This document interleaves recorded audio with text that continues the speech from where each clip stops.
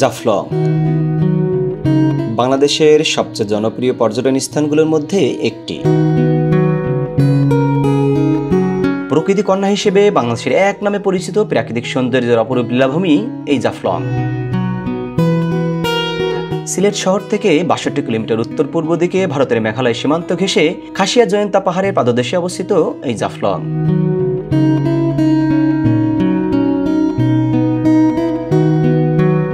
এখানে পাহাড় আর নদীর অপূর্ব সম্মিলন ঘটেছে। এখানে ঋতুভেদে পাহাড়, মেঘ, ঝর্ণা, নদী ও পাথরের ভিন্ন ভিন্ন রূপ দেখা যায়।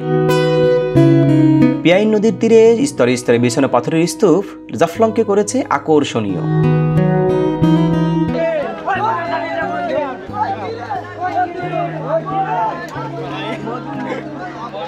দর্শক, আমরা উপরে উঠতেছি।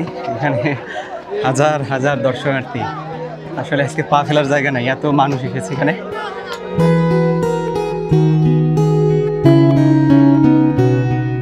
জাফলং ঘোরাঘুরি শেষে আমরা পিয়াইন নদী পাড়ি দিয়ে চলে যাব খাসিয়াপল্লী।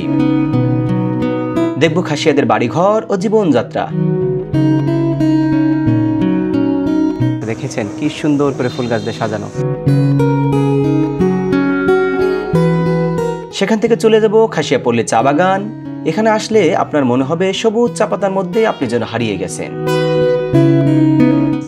দর্শক, আমরা চা গাছের মধ্য দিয়ে হেঁটে বেড়াচ্ছি। দেখেন অন্যরকম একটা অনুভূতি। আসলে সবুজে ঘেরা এই চা গাছ।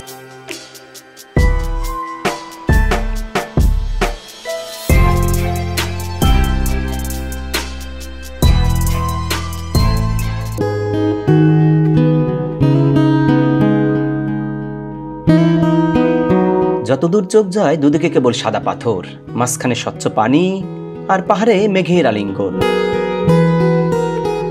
যেন অপরূপ এক স্বর্গরাজ্য, সব মিলিয়ে অদ্ভুত এক সৌন্দর্যের ক্যানভাস।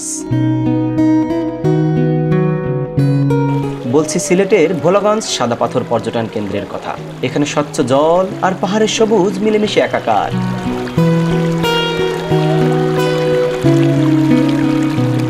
সাদা পাথরের উপর দিয়ে বয়ে চলা ঝর্ণার পানির তীব্র স্রোতে নয়ন জুড়িয়ে যায়, আর শীতল জলের স্পর্শে প্রাণ জুড়িয়ে যায় নিমেষেই।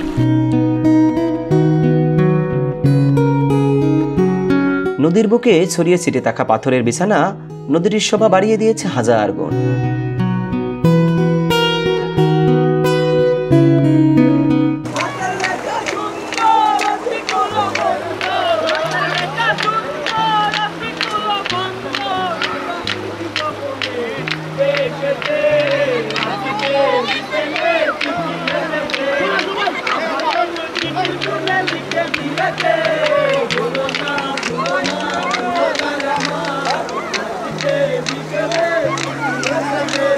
শহরের যান্ত্রিক জীবন থেকে মুক্তি পেতে এখানে সারা দেশ থেকে ছুটে আসেন ভ্রমণ পিপাসু পর্যটকরা।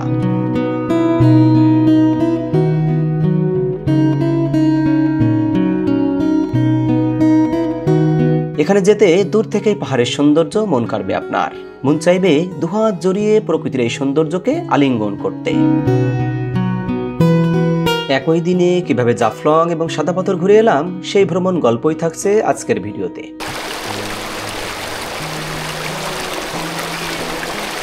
Good morning. এখন সময় সকাল 9টা। আমরা সকালে বেরোতে একটু দেরি হয়ে গিয়েছে। আমরা আজকে যাব হচ্ছে জাফলংয়ের উদ্দেশ্যে। আমরা এই যে হোটেলের রুম থেকে বের হচ্ছি। হ্যালো এভরিওয়ান, আসসালামু আলাইকুম। আশা করি সকলেই ভালো আছেন। This is Tahidul Islam and welcome to my YouTube channel. চলেন আমরা রুমেনা থেকে বের হয়ে পড়ি। আমাদের প্রথম কাজ হচ্ছে ব্রেকফাস্ট সারানিসিজে। ব্রেকফাস্ট করে এরপরে গাড়ি নিয়ে আমরা ইনশাল্লাহ বের হয়ে যাব। চলেন ব্রেকফাস্ট করে আপনাদের নিয়ে একবারে চলে যাব জাফলং।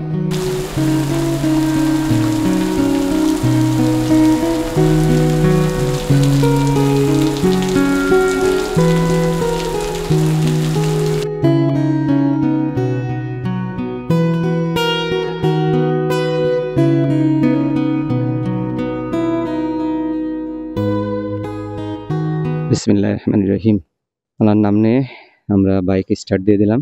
হোটেল থেকে বেরোচ্ছি। আমরা যাব হচ্ছে জাফলং। আল্লাহ তোমার নাম ভরসা, আল্লাহ তোমার নামে রওনা করলাম, আবার যেন সুস্থ হয়ে ফিরে আসতে পারি। জাফলং এখানে মোবাইলে সার্চ দিয়েছি ম্যাপে, কারণ পথটা এই শহরের ভিতরে পথটা আমার খুব বেশি মানে আশা হয় নাই, তো মাত্র 3-4 বার এসেছি। ওইভাবে আসলে এই পথগুলো মনে রাখা যায় না, এই জন্য একটু সার্চ দিয়ে দিলাম যাতে সহজে আমরা চলে যেতে পারি।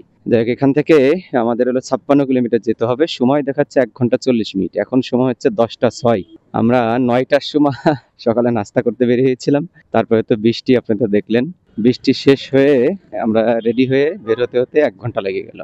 বেশ ভালো বৃষ্টি হয়েছে। রাস্তায় গেলে পরে আপনারা বুঝতে পারবেন যে পানি পানি জমে গেছে আশেপাশে, দেখেন। যাক, আলহামদুলিল্লাহ আমরা যে শেষ পর্যন্ত বের হতে পেরেছি, এটাই আল্লাহর শুকরিয়া। আল্লাহর কাছে দোয়া করছি যেন আজকের দিনটা একটু সূর্য ওঠে। আমি ক্যামেরা নিয়ে বের হলে এই কেন যেন মেঘলা হয়ে যায়। যাক, মেঘ হোক আর দিন হোক, অসুবিধা নাই। এখান থেকে আমরা বামে যাবো, এইটুকু মোটামুটি চিনে ফেলেছি।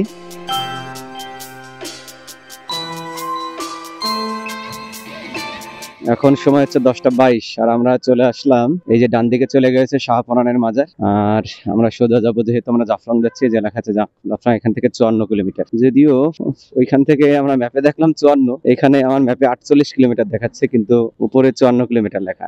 যাই হোক, বৃষ্টি হয়ে যেত, রাস্তায় একটু বেশি তাড়াহুড়ো করে যেতে পারছি না, একেবারে 50 গতিতে যেতে হচ্ছে, কারণ এই কাদা সিটে আসতেছে, পায়ে লাগতেছে, অন্য গাড়ির কাদা পানি সিটে এসে ক্যামেরা লাগতে পারে, বা মোবাইল বা হেলে এই যে ভাইজরে লাগতে পারে, হেলমেটের, এর কারণে একটু স্লো যাচ্ছি। আর রোদ উঠে গেছে আলহামদুলিল্লাহ। আমরা সকালটা রোদ রোজাল দিয়ে শুরু করতে পারি নাই, কিন্তু আলহামদুলিল্লাহ এখন সুন্দর রোদ উঠেছে, এবং আল্লাহর রহমতের বৃষ্টি দিয়ে সকাল শুরু হয়েছে। এই যে বাম পাশে দেখেন কি সুন্দর চা বাগান, সমতলে। এখানে একটু দাঁড়িয়েছিলাম, ডান পাশেও এই যে চা বাগান আছে। আপনাদের একটু দেখালাম আর কি চা বাগানটা। প্রথম সিলেট আসার পরে এই প্রথম চা বাগানের দেখা পাইলাম আর কি।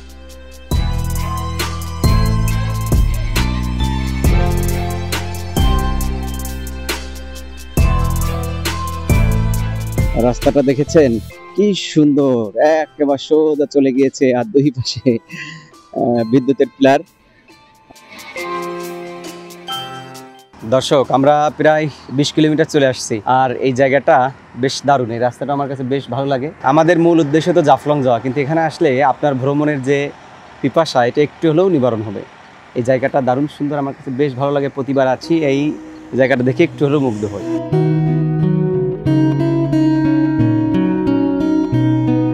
সিলেট থেকে আপনি বাস, মাইক্রোবাস, প্রাইভেট কার অথবা সিএনজিতে যেতে পারেন জাফলং।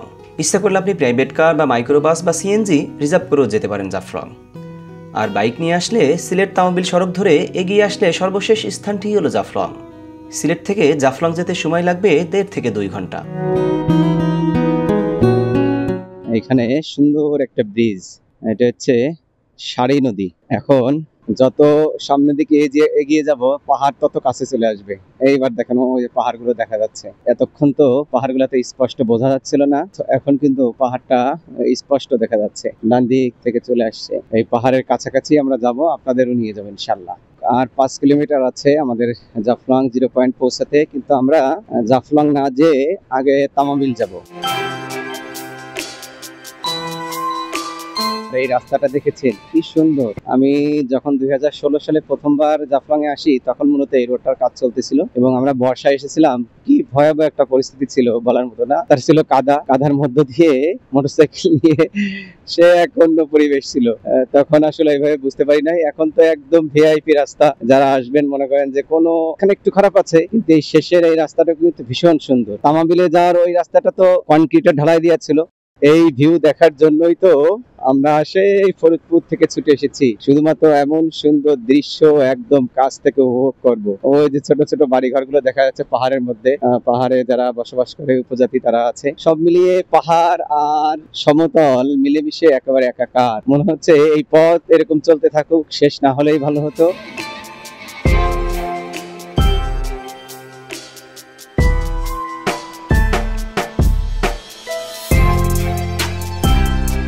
আমরা অলরেডি এই যে কনক্রিটের রাস্তায় চলে আসছি। মূলত ওই সামনে থেকে ডান দিকে গেলেই তামাবিল। যারা জাফলং তামাবিল আসছেন তারা আসবেন। আমি যখন প্রথমবার সিলেটে এসেছিলাম, তখন আমি মনে করছি তামাবিল কোন একটা বড় বিশাল বিল, দেখি বড় বড় পাহাড়। আমি চিন্তা করছি পাহাড়ের আশেপাশে একটা নিশ্চয় অনেক বড় বিল হবে। তখন এই রোডের কাজ চলতেছিল, একদম রাস্তায় কাদা আর কাদা। আমি ভাবছি যে মনে হয় বিলের রাস্তা এরকম মনে হচ্ছে, এই জন্যই এই ভাবতে ভাবতে আমরা সামনের দিকে এগিয়ে যাচ্ছি। তখন চিন্তা করছি যে বিল কই আসতেছি, কিন্তু বিলে আর আমরা আসি না। যখন আমরা এই যে দেখেন এই জায়গাটা আসছি তখন দুইজনে একেবারে অবাক হয়ে গিয়েছি। লেখা thanks for visiting Bangladesh Tamabil, তখন বুঝলাম এটা আসলে কোনো বিল না, এটা হচ্ছে বাংলাদেশের সীমান্ত সীমা তামাবিল। ওই সামনে দেখেন কি সুন্দর পাহাড়, পাহাড়গুলো হচ্ছে ইন্ডিয়ায় আর আমরা বাংলাদেশে, শুধু দেখতেছি আর কি। আর কি করবো বলেন, ওখানে তো যেতে পারছি না। হয়তো কোনো একদিন এই রাস্তা দিয়ে ওই পাশটা হচ্ছে মেঘালয়ে ঘুরতে যাবো ইনশাল্লাহ। আর গেলে তো অবশ্যই আপনাদেরকে নিয়ে যাবো। দেখ আমরা এখানে বেশি একটা দাঁড়াবো না, তামাবিলের ঘটনাটা আপনাদের বললাম, এখান থেকে একটু ঘুরে গেলাম জাস্ট। এখানে তো আসলে এভাবে ছবি তোলা ছাড়া আর এরকম কোনো কিছু নাই। আমরা এখান থেকে এই যে ডান দিকে চলে গেলে জাফলং, এখান থেকে আর মেবি 2.5-3 কিলোমিটার মতো সম্ভবত জাফলং। এখানে একটু টিলা মতো আছে, উঠতে বেশ ভালোই লাগে। এখন তো রোড গুলো কত সুন্দর হয়ে গিয়েছে, আসলে আগে আসতে জাফলং আসতে অনেক কষ্ট হতো অনেক, এখন রাস্তাগুলো অনেক ভালো হয়ে গিয়েছে, যার কারণে বাইক নিয়ে আসা খুবই সহজ, ইজি। তো জাফলং এর 0 পয়েন্ট থেকে আমরা আবার খাসিয়াপুলের দিকে যাব। যে আল্লাহ এত সুন্দর করে প্রকৃতি সৃষ্টি করছে, আমরা তার শুকরিয়া আদায় করবো না, এটা তো হতেই পারে না। অবশ্যই আল্লাহ শুকরিয়া আদায় করি, আলহামদুলিল্লাহ, সুবহানাল্লাহ। দর্শক আমরা জাফলং এ 0 পয়েন্টের একদম এই যে এখান থেকে ডান দিকে যেতে হবে 0 পয়েন্ট। এইখানে আবার একটু জ্যাম লেগে গিয়েছে, সুন্দর জায়গায় যাব, একটু জ্যাম পোহাবো না, একটু কষ্ট করবো না, তাহলে হয় নাকি? প্রচুর মানুষ আজকে জাফলং এ আসছে।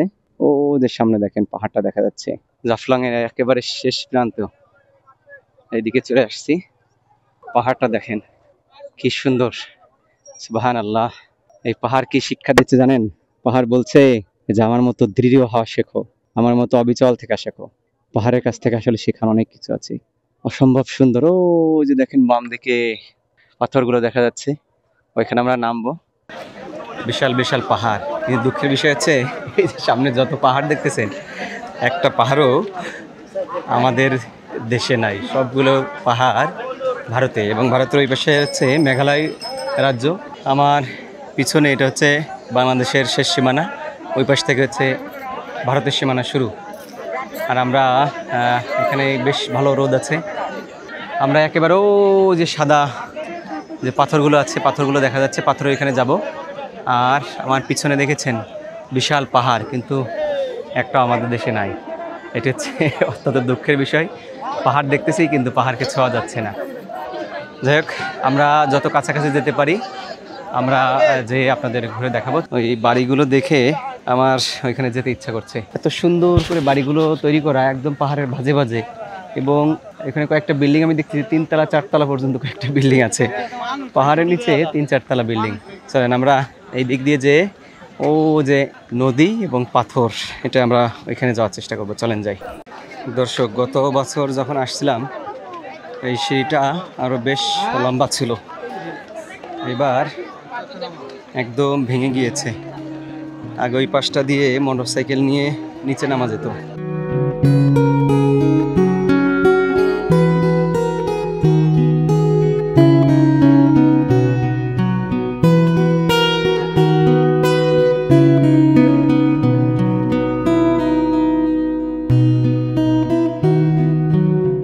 সর্বশেষ সীমানা, এই যে বাংলাদেশের পতাকা দেখেন, আর এইখানে দেখেন ইন্ডিয়ার পতাকা। অর্থাৎ এইখান পর্যন্ত আমরা আসতে পারবো, এরপরে জাফলংয়ে এসে আর ওইদিকে যাওয়া যায় না। আর সামনে এগিয়ে গেলে দেখেন এই যে নদী। অত্যন্ত মজার বিষয় হচ্ছে এই নদী আমরা দেখবো, কিন্তু এই নদীর নৌকায় চড়ার সুযোগ আমাদের হবে না, কারণ এইটা পুরোটাই এই পাশটা ইন্ডিয়ার মধ্যে। যখন বর্ষা সিজন হয় তখন নদীর পানি এদিকে উঠে আসে, তখন আমাদের দেশের জন্য বা বাংলাদেশের জন্য তখন এই এলাকাটা বেশ সুন্দর হয়। এই পর্যন্ত আমরা আসতে পারবো, এই যে লেখা আছে এই সীমানা প্রাচীন, আমরা পার হতে পারবো না। দর্শক, আমরা একেবারে ইন্ডিয়ার সীমানা প্রাচীনের কাছে দেখেন এই যে দাগ, এই দড়ি রশি, এই রশির ওই পারে হচ্ছে ইন্ডিয়া, আর এই পাশে আমরা বাংলাদেশে। আসলে একটা সীমানার একটা রশি কিভাবে দুইটা দেশকে ভাগ করে দিয়েছে। ওই যে ঝুলন্ত ব্রিজটা আমরা দেখি, ওই যে দেখেন ঝুলন্ত ব্রিজটা।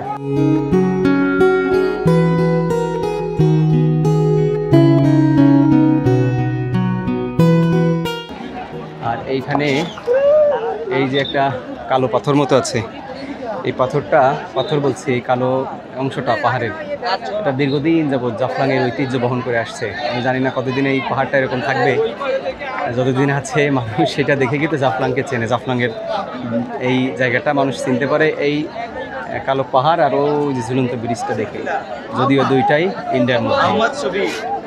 এই যে লাল পাথর, এটা হচ্ছে বাংলাদেশের সীমানা প্রাচীর। আর এই যে কাশি কালারের পাথর, এটা হচ্ছে ইন্ডিয়ার সীমানা প্রাচীর। মাঝখানে রাস্তায় মাঝখান দিচ্ছে প্রশাসনের লোকজন যারা এখানে দায়িত্ব আছে, বিজিবি বা বিএসএফ, তারা দায়িত্ব পালন করে। আর এই যে নদীটা, কত নৌকা, কিন্তু আমরা যেতে পারছি না, সব ইন্ডিয়ার মানুষ, তারা এই নৌকায় ঘুরতেছে, আমরা শুধু দেখতেছি। দর্শক, আমরা জাফলংয়ের একেবারে পাথরের রাজ্যে হারিয়ে গিয়েছি। হাজার হাজার দর্শনার্থী এসেছে আজকে এখানে দেখতে। আমার পিছনে আপনারা দেখতেছেন অসংখ্য দর্শনার্থী, হাজার হাজার দর্শনার্থী এসেছে যারা এখানে গোসল করতেছে। আমরা আপনার দেখানোর চেষ্টা করছি। আসলে এত মানুষ, তার মধ্যে গরম, আমি একেবারে মানে ঘেমে গিয়েছি। যাই হোক, আমরা এখানে আর কিছু সময় থাকবো, থেকে আমরা চলে যাবো খাসিয়াপল্লির দিকে।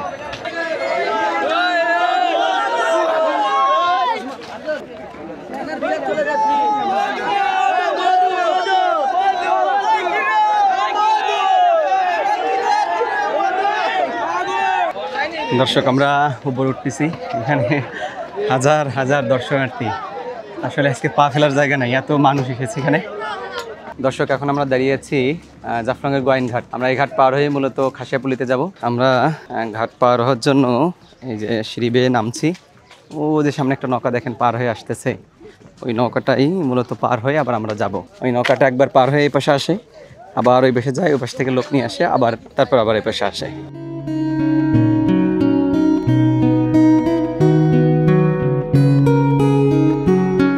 দর্শক, আমরা নৌকা পার হওয়ার জন্য নৌকায় বসে আছি। এখন এই নৌকা পার হয়ে আমরা খাসিয়াপল্লি যাব।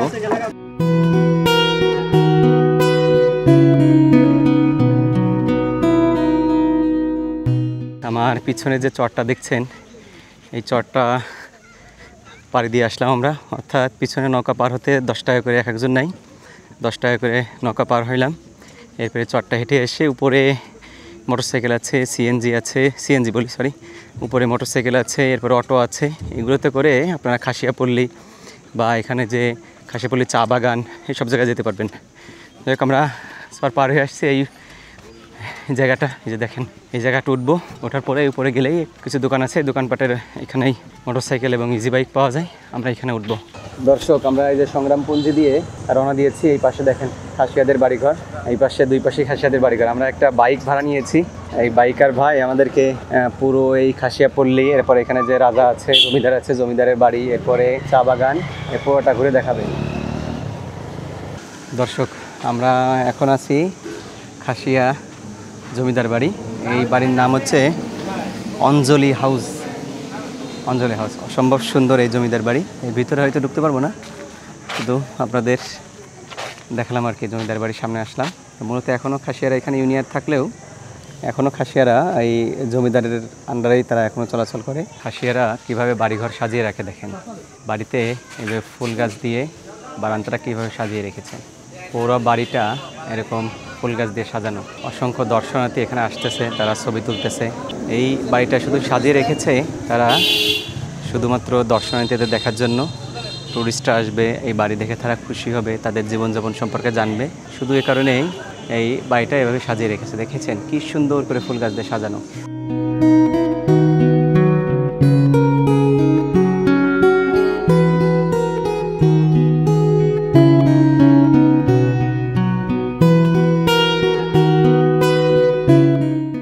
দর্শক, আপনারা যে খাসিয়া পানের কথা বলেছিলাম, দেখেন এখানে খাসিয়া পান, অনেক পান এখানে ওনারা রেখে দিয়েছে, একদম তাজা পান। এই পানগুলো বাছাই করতেছিল ওনারা।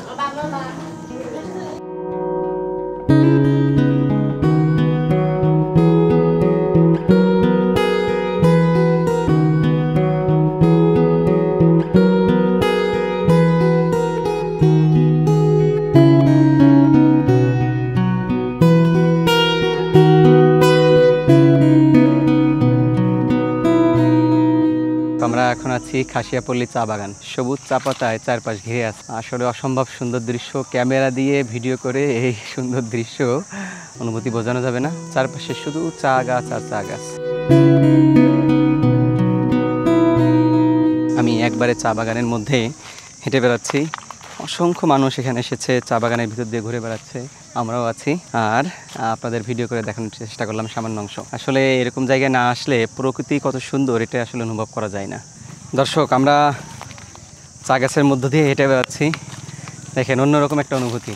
আসলে সবুজে ঘেরা এই চা গাছ এটা আপনাদের কি বলে বোঝাবো বলেন, শুধু মনে হচ্ছে এই সবুজের মধ্যে হারিয়ে যায়। কি সুন্দর, দারুণ সুন্দর এই চা বাগান আমাদের ঘুরে ঘুরে দেখানোর চেষ্টা করছি। আসলে আপনারা যারা সিলেটে আসেন, জাফলং আসলে অবশ্যই এই চা বাগানটা আপনারা ঘুরে যাবেন। পাশাপাশি এখানে যে খাসিয়াপল্লী আছে, খাসিয়াপল্লী ঘুরে যাওয়ার চেষ্টা করবেন।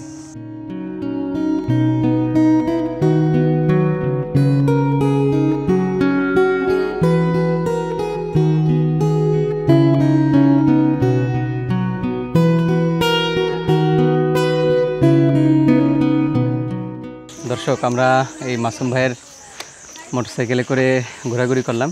250 টাকা ভাড়া নিয়েছে ভাই, আমাদের খুব সুন্দর করে ঘুরিয়েছে, খুবই ভালো মানুষ। আপনারা যদি কেউ আসেন, মাসুম ভাইকে খুঁজে পেলে অবশ্যই মাসুম ভাইয়ের সাথে ঘুরবেন, খুবই ভালো মানুষ। আমার কাছে আমাকে খুব হেল্প করছে এবং পুরোটা ঘুরিয়ে দেখিয়েছে। আমি আপনাদের যে ঘুরে দেখালাম সেটার জন্য ভাইকে ক্রেডিট দিতে হয়। থ্যাংক ইউ ভাই। দর্শক, আমরা যে বাজারে দাঁড়িয়ে আছি এখন, এই বাজারের নাম হচ্ছে লন্ডন বাজার, অর্থাৎ এই নদী পার হয়ে, গোয়েনঘাট যে নদী, এই নদী পার হয়ে যে বাজার, এই বাজারটার নামই হচ্ছে মূলত লন্ডন বাজার। এই বাজারে অল্প কিছু দোকান আছে। আমরা এখন আছি জাফলং, আর আমাদের উদ্দেশ্য সাদা পাথর যাওয়া। এখান থেকে প্রায় 2.5 ঘন্টার উপরে সময় লাগবে সাদা পাথর যেতে। অর্থাৎ আমরা মেইন রোডে যাব, মেইন রোডে যে সেই বিমানবন্দরের পাশ দিয়ে যে রোডটা চলে গিয়েছে সাদা পাথরে, আমরা ওই রোড দিয়ে যাব ইনশাল্লাহ। আমাদের জাফলং এ ঘোরাঘুরি শেষ, আমরা সাদা পাথরে যাব। আমাদের আরেকটু আগে বের হতে পারলে ভালো হতো, তাহলে আমরা বেশি সময় সাদা পাথরে থাকতে পারতাম। কারণ এখন প্রায় 3টা বেজে গিয়েছে, আর 2.5 ঘন্টা লাগলে প্রায় 5:30, আর এখন 6:30টার দিকে হচ্ছে, সন্ধ্যা হয়ে যাচ্ছে। আর একটু আগে বের হতে পারলে ভালো হতো, তাহলে আমরা বেশি সময় থাকতে পারতাম। যাই হোক, আমরা আগে বের হই আর দেরিতে বের হই, অসুবিধা নেই। আমরা সাদা পাথর যাচ্ছি ইনশাল্লাহ, এটা হচ্ছে ফাইনাল। আর আপনাদেরকেও সাদা পাথরে নিয়ে যাচ্ছি। আমাদের দুপুরের খাওয়া দাওয়া এখনো হয় নাই, এটা হচ্ছে সবচেয়ে বড় সমস্যা। দুপুরের খাওয়া দাওয়াটা আসলে সেরে ফেলতে পারলে ভালো হতো, আমরা সময় পাই নাই। দুপুরের খাওয়া দাওয়াটাও আমরা খাবারটা সেরে নিব। আল্লাহর কাছে সাহায্য চাচ্ছি যেন আমরা সুন্দরভাবে সুস্থভাবে যেন আমরা আমাদের গন্তব্যে পৌঁছাতে পারি, এবং আমাদের যে হোটেলে পরবর্তীতে ফেরা, আমরা যেন সুস্থভাবে ফিরতে পারি। বাম পাশের পাহাড়গুলোকে খুব মিস করছি। বর্ষায় আসলে এই একটা সুবিধা হচ্ছে, ওই বাম পাশের দিকে ঝর্ণা দেখা যাচ্ছে, ক্যামেরায় তো দেখা যাবে না। ওই ঝর্ণাগুলো এখন দেখা যাচ্ছে, হালকা ঝর্ণা আছে, ও যে ঝর্ণা, এই বাম পাশের ঝর্ণাগুলো বর্ষা আসলে বেশ বড় আকারে ঝর্ণাগুলো দেখা যায়। খুবই সুন্দর লাগে এখান থেকে। যদিও সব পাহাড় ঝর্ণাগুলো এই ইন্ডিয়ার মধ্যে, আমরা তো কাছাকাছি যেতে পারবো না, দূর থেকে দেখেই শান্তি আর কি। যাই হোক, আমরা এখন যাচ্ছি সাদা পাথর। আমি এর আগে কখনো সাদা পাথর যাই না। বিছানাকান্দি গিয়েছি, গত বছর এসে বিছানাকান্দি গিয়েছিলাম, এরপরে জাফলং, কাশিয়াপল্লী আগেও কয়েকবার গিয়েছি, কিন্তু সাদা পাথরে আমার দিকে যাওয়া হয় নাই। মাধবকুণ্ড ঝর্ণায় গিয়েছি, আশেপাশে টুকিটাকি বেশ ভালোই ঘুরেছি, কিন্তু সাদা পাথর আমার যাওয়া হয় নাই। এজন্য এবার একটু সময় কম পেলেও অন্তত সাদা পাথরটা যে ঘুরে আসি, তারপরে ইনশাল্লাহ একবার চিনে আসতে পারলে এর পরের বার এসে না হয় সাদা পাথরেই বেশি করে ঘুরবো ইনশাল্লাহ।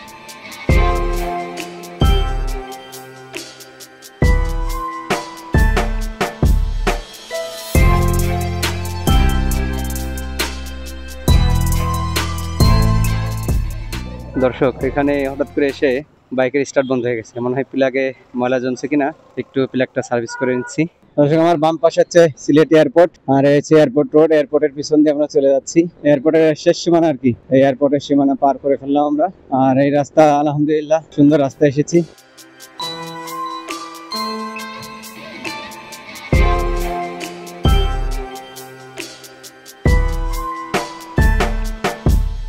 দর্শক, আমরা এই সাদা পাথর যাওয়ার জন্য যে নৌকাগুলো যেখান থেকে সারে আমরা এখানে এসে পৌঁছে গেছি। আর আমরা এখান থেকে দেখি নৌকায় করে সেই মেন যে স্পট, সেই স্পটে যেতে পারি কিনা। যেহেতু আমাদের আসতে একটু দেরি হয়েছে, যদি যেতে পারি তাহলে তো আপনাদের নিয়ে যাব, আর যদি না যেতে পারি তাহলে ক্ষমা করবেন আর কি। এই যে এইখানের এই নৌকাগুলো রাখা আছে, এই নৌকাগুলো নিয়ে, এই নৌকা নিয়ে মূলত এখান থেকে যেতে হয়। শেষ পর্যন্ত নৌকা নিতে পেরেছি। সময় আছে আর মাত্র 1 ঘন্টা, এর মধ্যে আমরা যাব, ফিরে আসব, আর আপনাদের যতটুকু পারি দেখানোর চেষ্টা করব যে আমরা ঘুরে শেষ পর্যন্ত যে আমরা নৌকা পেয়েছি, যেতে পারছি আলহামদুলিল্লাহ। আমাদের সাথে আরও আমরা দুইজন, মোট 8 জন ছাড়া নৌকা ছাড়েন। আমাদের সাথে আরো 6 জন ভাই এখানে আছেন, তারাও আমাদের সহযোগিতা করছেন, আমরা যেতে পারছি।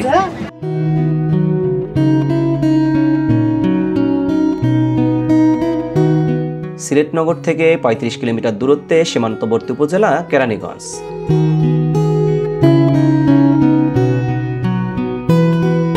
সিলেটে পাথরের স্বর্গরাজ্য হিসেবে খ্যাত ভোলাগঞ্জ পাথর কোয়ারির 0 পয়েন্ট সংলগ্ন নতুন পর্যটন স্পট হিসেবে খ্যাতি লাভ করেছে সাদা পাথর।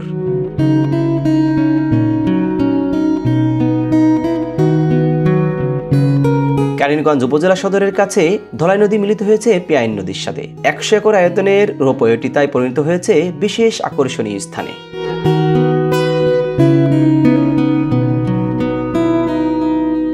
সিলেট থেকে সিএনজি, বাস অথবা মাইক্রো বাসে চলে আসবেন কেরানীগঞ্জের টুকের বাজারে।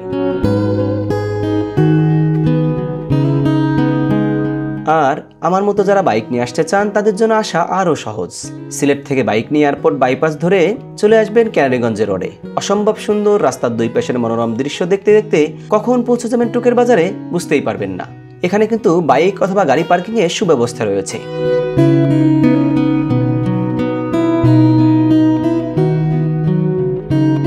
টুকের বাজার থেকে ট্রলার প্রতি 800 টাকা দিয়ে চলে আসবেন নয়নাভিরাম এই সাদা পাথর।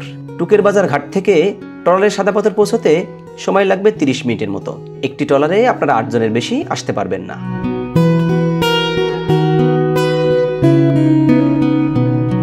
তবে এখানকার মূল সৌন্দর্য কেবল বর্ষাকালেই মিলবে।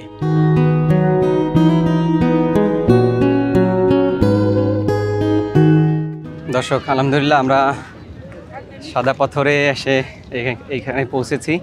নৌকা থেকে নামলাম। আসলে সূর্য আমার পিছনে, সূর্য ডুবে যাচ্ছে, দেখেন দেখা যাচ্ছে কিনা। আমরা তাও শেষ পর্যন্ত আসতে পেরেছি আলহামদুলিল্লাহ। আমরা ওই সামনে যাচ্ছি যেখানে পাথর, অসংখ্য পাথর আছে, ওইখানে দেখতে যাচ্ছি। সারাদিন আসলে এত কষ্ট পরিশ্রম সার্থক মনে হচ্ছে এখানে আসতে পেরেছি। এরপরে নৌকা, এখানে মূলত একটা নৌকা 800 টাকা করে আসে, 8 জন করে আপনি আসতে পারবেন।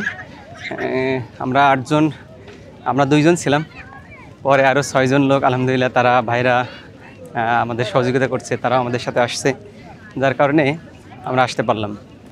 এখানে আসতে গেলে হচ্ছে ওই টিকিট কাউন্টারে টিকিট কাটলেই হয়। ঘোড়া আছে, যে আপনারা আসলে ইচ্ছা করলে ঘোড়ায় চড়তে পারবেন।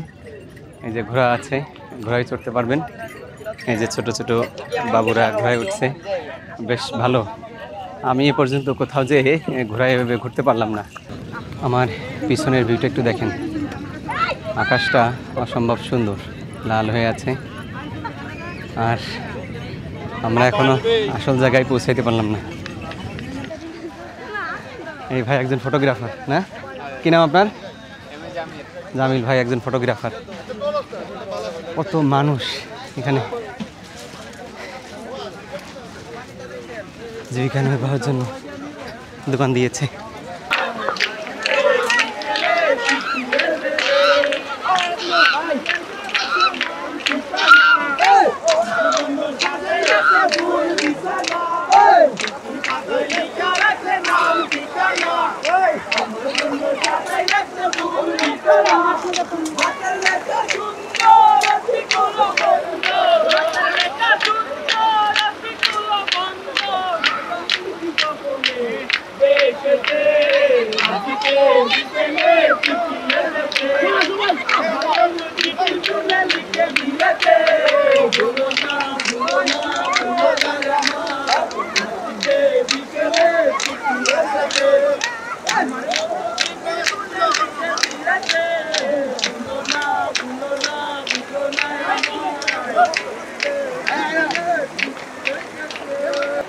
দর্শক, আমি এখন সাদা পাথরের যে নদীর পানি ঝর্ণার মতো প্রবাহিত হচ্ছে, সেই পানির মধ্যে একটা পাথরের উপর বসে আছি। আমার পিছনে দেখেন অসংখ্য মানুষ এই ঝর্ণা উপভোগ করতেছে। আসলে নদী, কিন্তু এখন শুকিয়ে ঝর্ণার মতো হয়ে গেছে। অসম্ভব সুন্দর এই দৃশ্য, আসলে কল্পনা করে হার মানায়। এখানে আসলে মনে হয় যে কবি সাহিত্যিক হয়ে যায়। আসলে আমি হাঁটতে হাঁটতে দৌড়াইতে দৌড়াইতে হাঁপিয়ে গেছি একবারে। এখানে অসংখ্য ভাইয়েরা আসছেন, এই পাথরের মধ্য দিয়ে হাঁটতেছি, পানির মধ্য দিয়ে, পিছনে পাহাড় দেখেন। এই দিকটাতে পুরাটা ভারতের পাহাড়ে বেষ্টিত, আর এই পাহাড় থেকে ঝর্ণা হয়ে এই নদীর সৃষ্টি। পাহাড়ি ঝর্ণার এই নদী কীভাবে তো প্রবাহিত হচ্ছে দেখেন।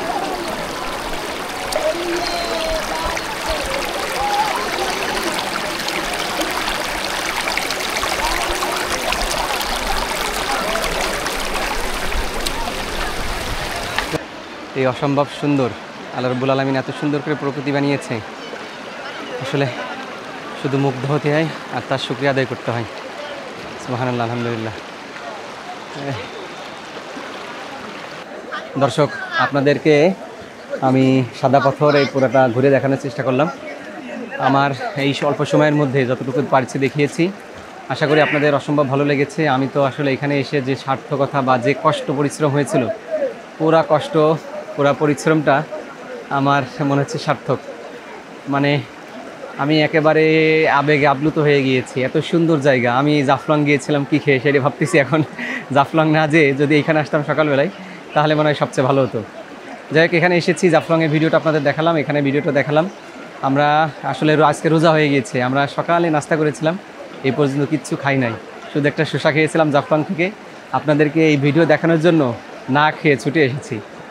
আর এখন যেয়ে প্রচণ্ড ক্ষুধা লেগেছে, এখন যেয়ে কোনো কথা নেই, আগে খাওয়া দাওয়া করবো, ওই ঘাট পার হয়ে নদী পার হয়ে খাওয়া দাওয়া করবো, তারপরে এখান থেকে রওনা দেবো ইনশাল্লাহ। এখানে ঘোরাঘুরি শেষে আপনার প্রচণ্ড ক্ষুধা লাগবে, তবে এখানে খাবারের হোটেলের তেমন কোনো ব্যবস্থা নেই। ফেরার পথে ট্রলারে আপনারা যেখানে নামবেন, টুকের বাজারে কিন্তু অনেকগুলো সুন্দর সুন্দর খাবার হোটেল রয়েছে। আপনারা কিন্তু অনায়াসে টুকের বাজারে গিয়ে খাবার খেতে পারবেন, আর সাধারণত এটাই সকলে করে থাকে।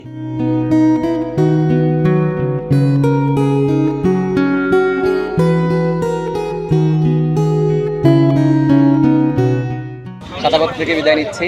এই যে দুইজন ভাই আমাদের সাথে আছেন, এই যে আমার সবার সঙ্গে ছিলেন, আমাকে সহযোগিতা করছেন। আসলে না হলে আমরা নৌকাটা ভাড়া করতে পারতাম না। যাই হোক, আমরা সবাই মিলে, আরও পিছনে ওই যে বাকিরা পিছনে আছে, সবাই মিলেই নৌকাটা ভাড়া করেছি। যাক, এই দুইজন ভাইকে ধন্যবাদ আমাদের সাথে এসেছে। আর আজকের মতো বিদায় নিতে যাচ্ছি। আর ক্যামেরাতে আজকে আসা হবে কিনা জানি না, এই জন্য এখান থেকেই বিদায় নিলাম। যদি ক্যামেরায় আসা সুযোগ থাকে তাহলে আসবো, না হলে এখান থেকেই বিদায় নিচ্ছি। আপনাদের আশা করা যায় এই জায়গাটা ভীষণ ভালো লেগেছে। আমাকে অবশ্যই আপনারা লাইক, কমেন্ট, শেয়ার করে সাপোর্ট দিবেন। আর যারা চ্যানেলে নতুন আছেন তারা সাবস্ক্রাইব করবেন, এটা আশা করছি। আর দোয়া করবেন যেন আমি আরও সুন্দর সুন্দর প্লেস, সুন্দর সুন্দর জায়গা, সুন্দর সুন্দর স্থানে যেয়ে আমি যেন আপনাদেরকে আরও সুন্দর সুন্দর ভিডিও উপহার দিতে পারি। যাই হোক, আজকের মতো আমি এখানে ভিডিওটা শেষ করছি। সকলেই ভালো থাকবেন, সুস্থ থাকবেন, আমার জন্য দোয়া করবেন। আল্লাহ হাফেজ।